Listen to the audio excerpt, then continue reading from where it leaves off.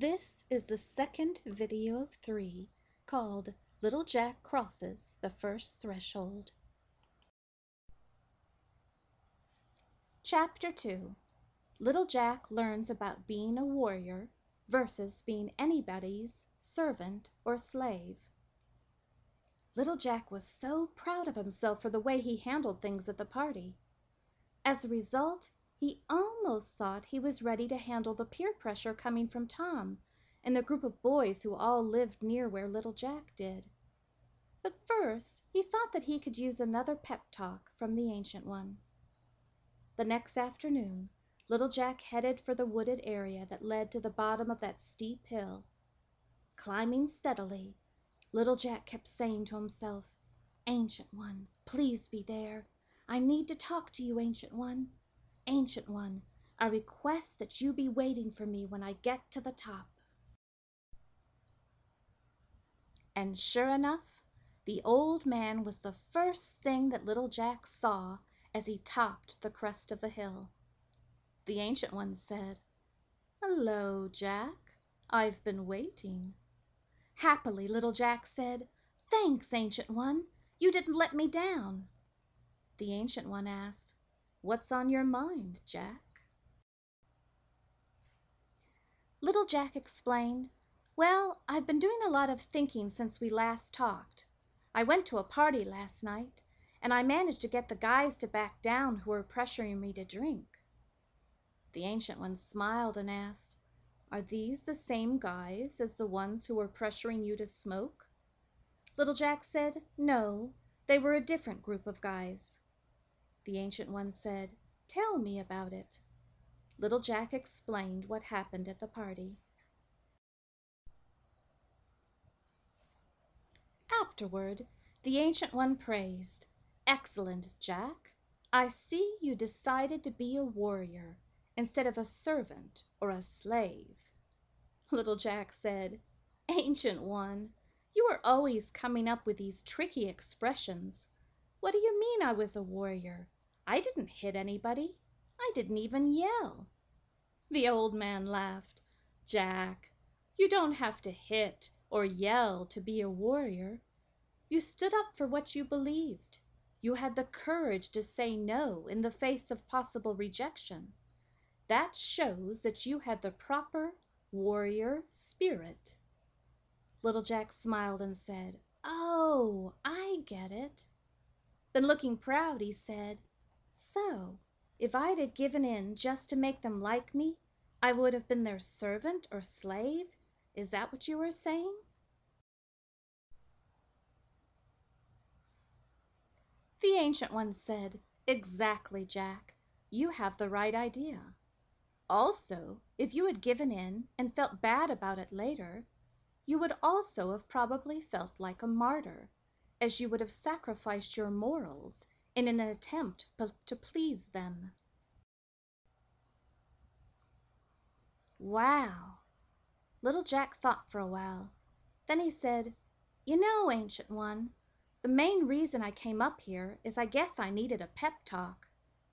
The Ancient One asked, "A pep talk about what, Jack?" Little Jack said, "Well, I think I'm strong enough to face Tom and that whole group of guys now. Especially if I think about myself as a warrior, it makes it seem even easier." The Ancient One said, "That's a brave idea. I have a suggestion for you, though." Little Jack asked, "Yeah? What's that?" The old man said, "Jack, it is always helpful to have one or more allies to help you on your journey." Little Jack questioned, "What's an ally?" The Ancient One said, "An ally is a helper, a sidekick, a partner, or someone who is on your side. Is there anyone in that group who might be willing to be an ally to help you as you take your stand with Tom?" Little Jack thought and then said, "Well, Will really helped out last time. I suppose I could call him on the phone first. I could thank him for helping me out that other time when Tom was pressuring me to take the cigarette. Then I could see if he would be willing to help me out the next time too. Don't get me wrong, I don't want to be a wimp. I want to see if I can do it on my own first. But it would be nice to know that he could jump in if he saw that I needed extra help. The Ancient One said, "Excellent again, Jack. That is the true warrior spirit. Now, we have one other point I think we need to discuss." Little Jack asked, "What's that, Ancient One?" The Ancient One said, "Along with allies, there are those who you might view as your enemy.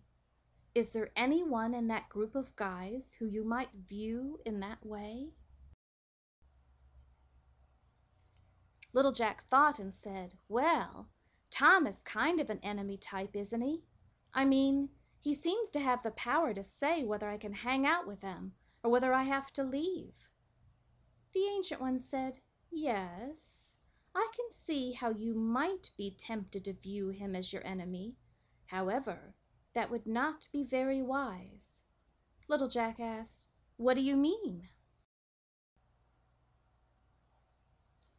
The Ancient One said, "Jack, how does a dog react if he can scent your fear glands activating?" Little Jack said, "Well, he starts growling and might even bite you." The Ancient One said, "That's right. Well, when you view someone as your enemy, they somehow sense it just like a dog does, and that activates their attack mode also." Little Jack stared. "Wow, I never thought about it like that before, but I'm a little confused by what you mean, too."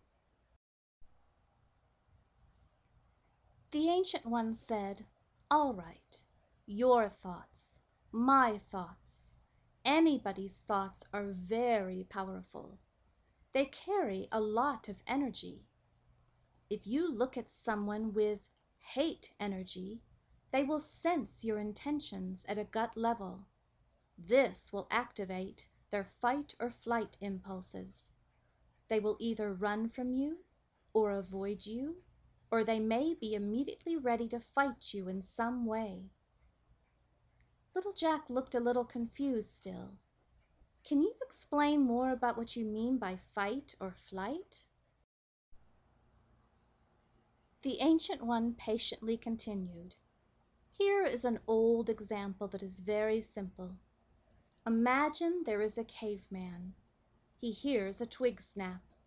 Immediately he jerks around to see who or what caused this sound. Let's say it was a squirrel or some other harmless animal. He calmly resumes his former activity. But let's say it was actually a saber-toothed tiger. The caveman's instincts immediately kick in with fight or flight energy. His body is poised with extra energy to do what he has to do to survive. If he decides to choose flight, he can try to run away really fast and hope that he can outrun the saber-toothed tiger. He might make it, and he might not. If he chooses the fight option, he can try to fight the saber-toothed tiger. Once again, maybe he will be successful, and maybe he will not. Does that make sense?" Little Jack's confusion cleared. "Yeah, I understand now about fight or flight, but tell me more about this hate energy." The Ancient One continued, "Okay, if you view Tom or anyone as your enemy, you are probably sending hate energy in their direction. He will instinctively sense this and want to react to either get away from you or to stand up to you as an enemy. Once again, fight or flight. On the other hand, if you view him as a friend, he will not sense anything wrong about you and will be more likely to listen calmly to what you have to say. Do you understand?" Little Jack said, "Yeah, I think I do. So I need to give myself a pep talk that Tom is a good guy. I guess I could even imagine him being happy to see me and actually wanting me to hang out with him and the other guys. Am I on the right track?" The Ancient One said, "You certainly are, Jack. That is being a true warrior. You are not being a slave to your negative emotions. You are calmly setting your boundaries with Tom and also keeping on top of how you feel about him." Little Jack smiled and said, "Thanks, Ancient One. You've been a big help." The Ancient One said, "I'm happy to be of service, Jack." Then the Ancient One turned and walked away. Tune into the next video for the conclusion for Chapter 3 of the story called Little Jack Crosses His First Threshold.